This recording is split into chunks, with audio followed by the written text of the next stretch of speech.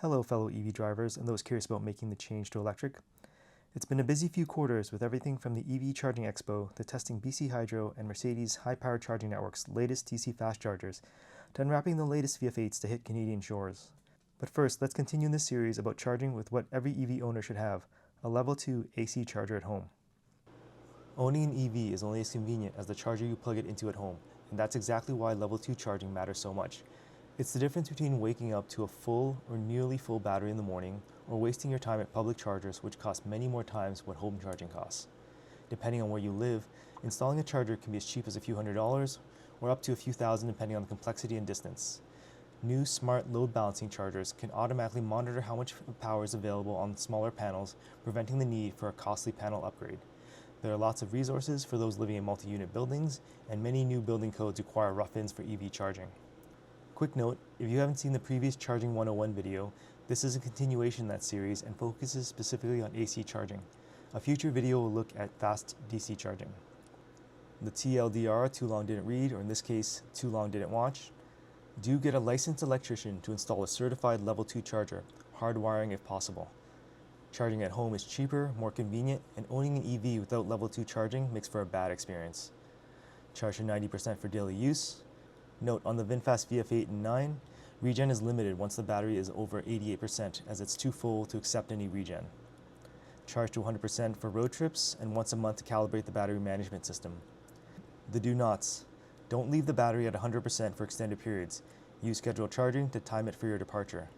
Don't leave the battery below 10% for extended periods, especially in freezing temperatures. The VF8 and 9 stop charging the 12 volt once the high voltage battery falls below 10%. Driving below 10% is fine. When you reach your destination, plug it in and charge. A primer on the differences between AC charging levels. Level 1 is a regular wall outlet.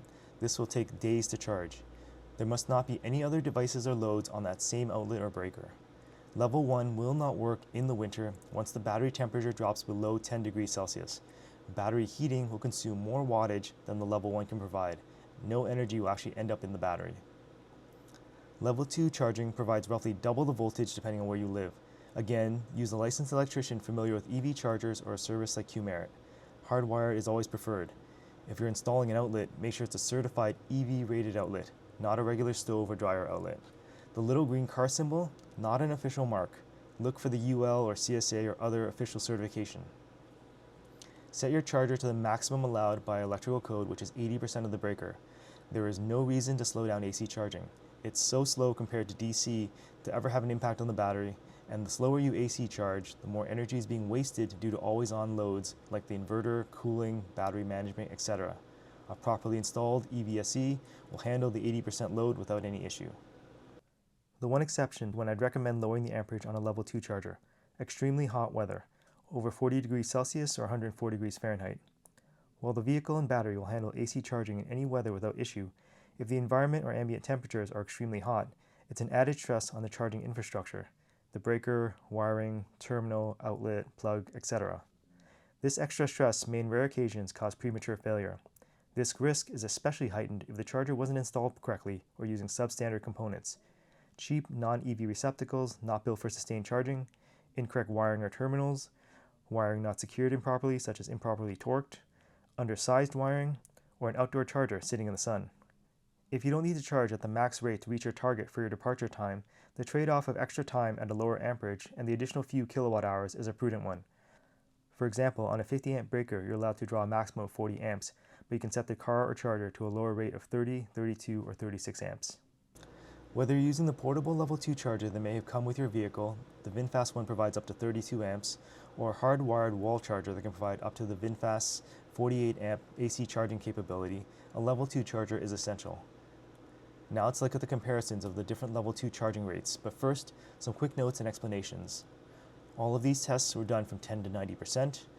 Charging at a house in North America with split-phase power is slightly faster than at a commercial location such as a shopping mall, office, hotel, or condo, as large buildings are stepping down commercial or industrial power from the local utility and the voltage is slightly lower, around 208 volts versus 240 at home. That 10% difference adds up when you're charging for hours. These tests were conducted with the vehicle powered on for the entire duration to record, but loads such as climate, HVAC, and lights were shut off. Starting off with the VF8, at the bottom right is the 50 amp breaker, which at the 80% rule provides 40 amps of current. It finishes in about 9.5 hours.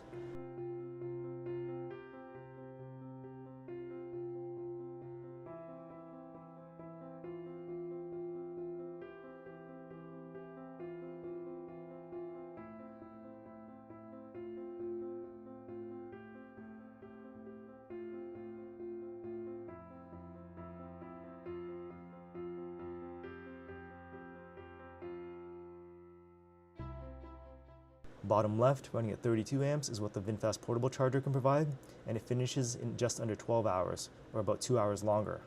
Notice the extra kilowatt hour used up by those base loads.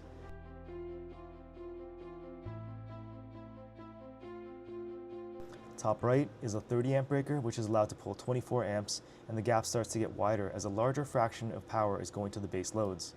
It finishes in 16 hours and uses up an additional 2 kilowatt hours.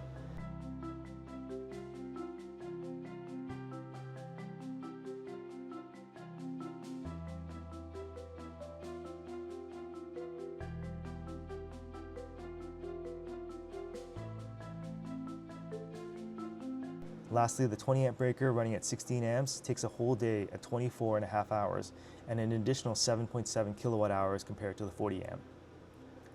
Now for the difference between commercial and home charging. On the left is the home charger on split phase power. Notice the slightly higher voltage allowing it to finish about an hour faster.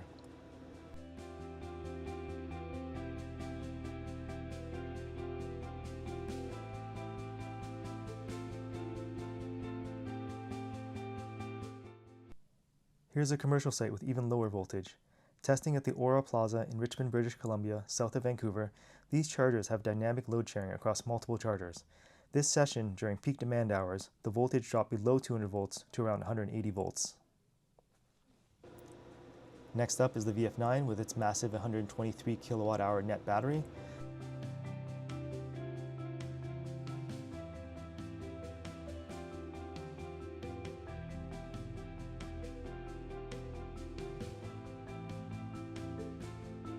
At 40 amps, it finishes in 13.5 hours, taking in just over 109 kilowatt hours from the wall, while the slower 32 amp portable charger takes 2.5 hours longer at just over 16 hours.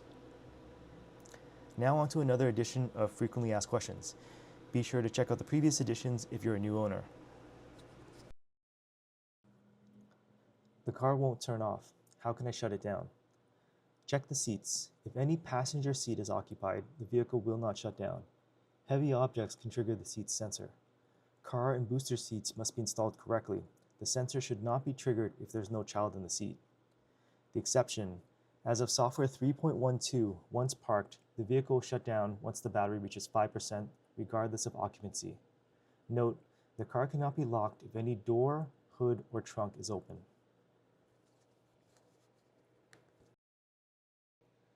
Will the car shut down if left unlocked? Yes.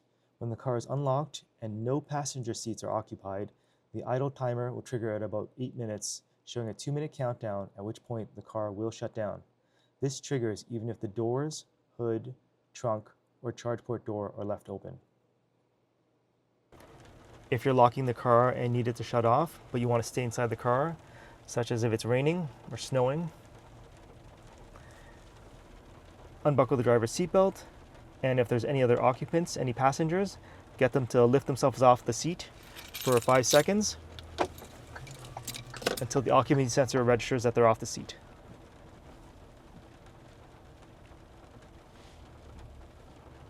There it is, and then the car will shut down, and then they can sit back down.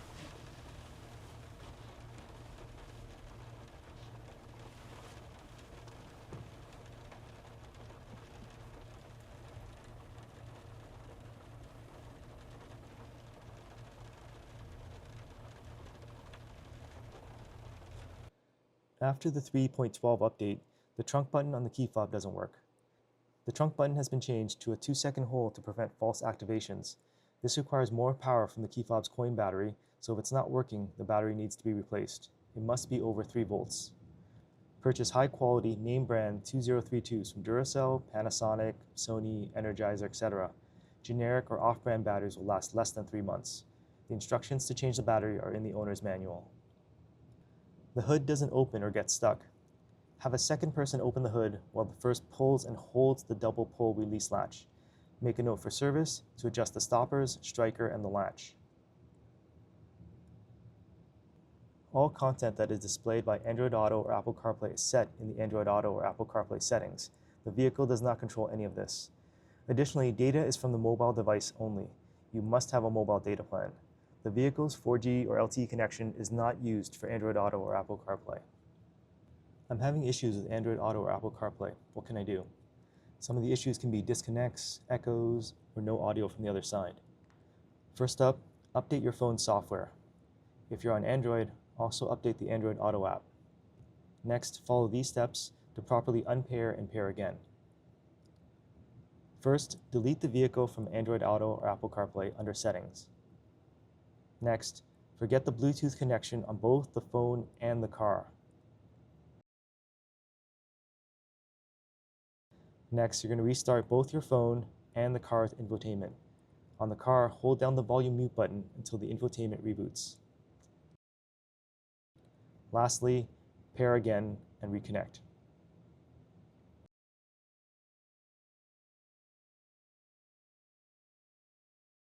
The heat or AC isn't working properly. There are two potential issues.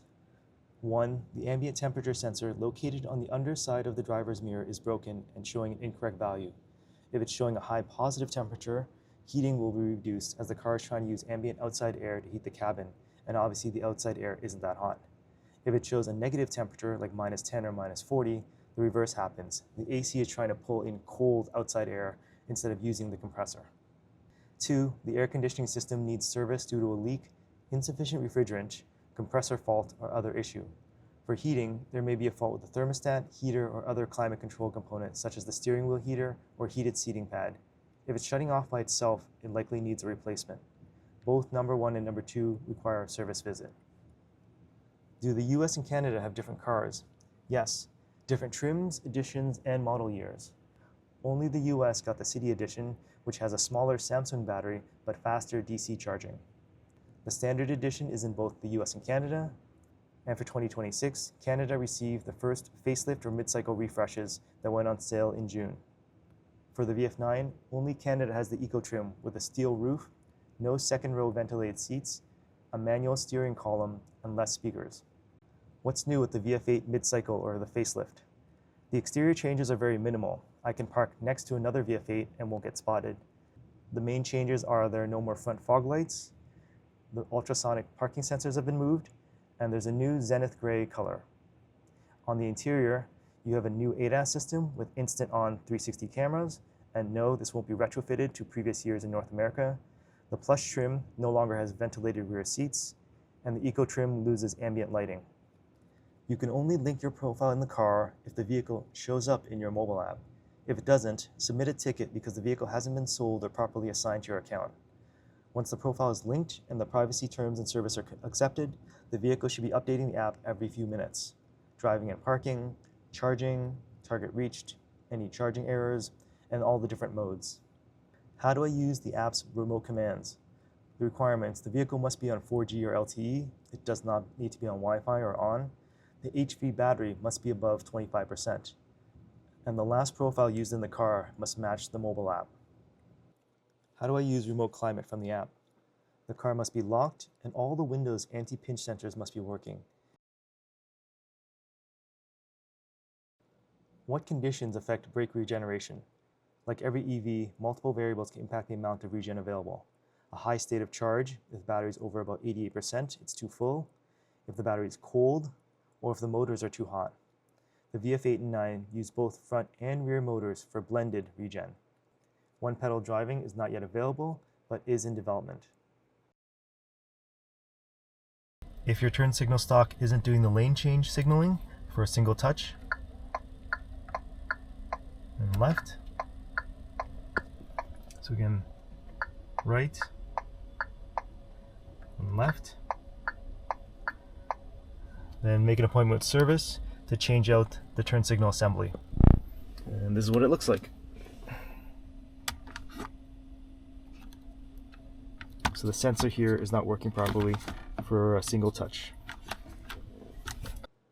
After leaving a parking spot, the 360 cameras keep coming on. How do I turn them off?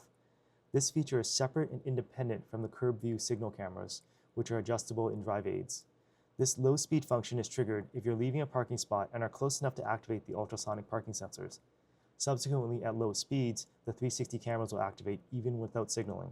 To cancel this, tap on the camera button. It'll be disabled from that point forward. There is no user controllable setting for this yet. Walkaway lock was introduced on the VF9 with 9A312. Previous versions incorrectly showed that setting, but it doesn't work until you get the June update. It'll be introduced on the VF8 with 8.3.13. Go to Vehicle, Doors, and turn on Walkaway lock. Once all the doors, hood, and trunk are closed, when the driver stands outside their door with the key, the turn signals in the mirrors will flash, and then once you walk further than 10 feet or more than 5 seconds in the front of the car will lock. If you're getting out to charge the vehicle, either leave your door open or open the charge port first before going to the charger, because you may walk further than 10 feet and the car will lock.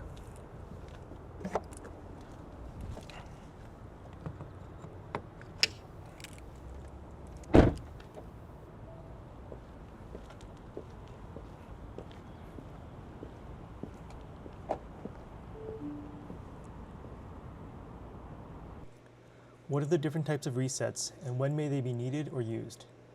Number 1, no internet connection. Go to Settings, About, eSIM, and click on Reset LTE.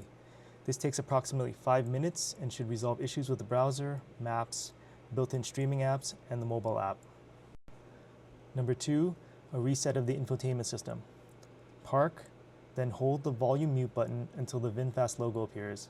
This should resolve issues with Android Auto or Apple CarPlay, the mobile app, and other things on the infotainment.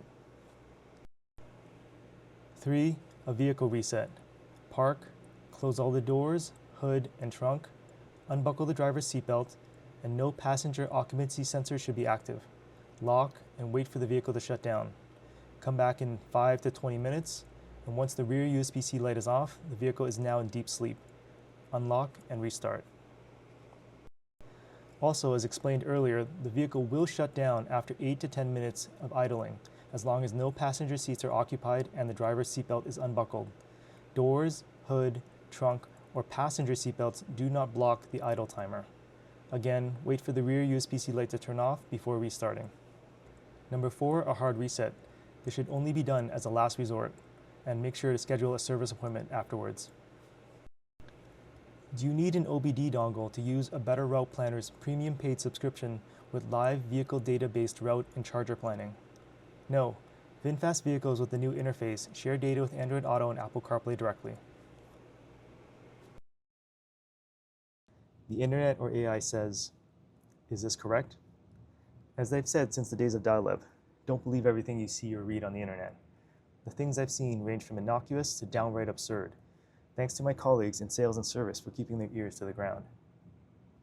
Facebook is especially bad, full of bots, shills, anti-EV trolls, and then there are people just wasting electrons, posting useless, completely wrong content just to fill up the feed. For example, this is VinFast Oakville in Oakville, Ontario, Canada. No, Google or Apple are not accessing VinFast Cloud. Apple Android and CarPlay are communicating directly with the car locally.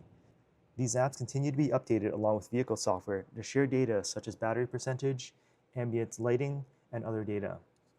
Despite this 160 kilowatt number not appearing anywhere in the VF9 specifications, marketing, or any other literature, somehow it's been picked up by many automotive reviewers and misinformed owners and drivers.